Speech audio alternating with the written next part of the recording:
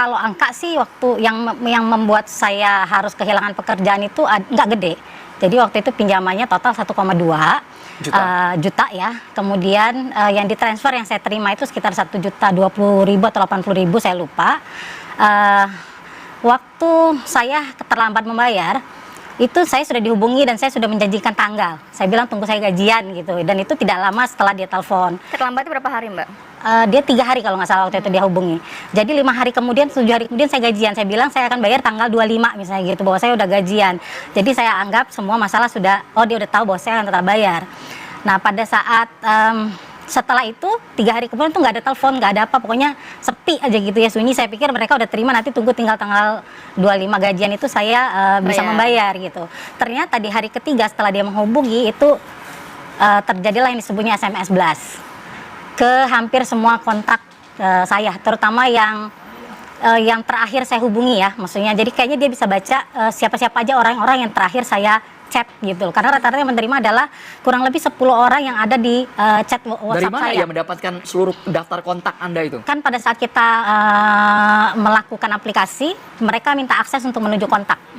Jadi udah approval dari Mbak Mawar ya? Ya, karena waktu itu pertimbangan kita adalah, maaf saya balik sedikit ya, karena awal saya meminjam di fintech atau pinjol itu dengan pikiran awam. Karena waktu itu belum terlalu banyak informasi terkait fintech. Jadi yang saya tahu adalah ini mirip bank. Mereka hanya meminta akses karena mereka mesti ambil kontak emergency, tapi tidak akan melakukan hal yang di luar itu. Karena itu tidak ada bahwa mereka akan hubungi kontak di perjanjiannya. Hanya mereka boleh memang mengakses. Dan alasan meminjam di awal apa, Mbak? Kan kami yakin Mbak Mawar juga sudah mengukur bahwa bisa mengembalikan pinjaman tersebut. Betul. Waktu itu jujur saja saya butuh buat bayar uang sekolah anak. Makanya kenapa saya yakin setelah gajian saya bisa lunasin. Nah keterlambatan kurang lebih 10 hari itu, dari pinjaman 1,2 terima 1 jutaan, saya harus membayar 1,8. Tapi sudah blast, walaupun akhirnya saya lunasin karena blastnya sudah sampai ke atasan saya, di mana atasan minta semua diberesin. Jadi ya saya beresin hari itu, saya lunasin. Cuma ya karena atasan merasa nama baiknya sudah saya sudah rusak. Karena dia ngerasa saya sudah memberikan kontaknya dia untuk jadi jaminan. Isinya apa sih, Mbak, SMS-nya itu? Kurang lebih menyebutkan nama kita secara lengkap, jumlah pinjaman, terus kita terlambat membayar.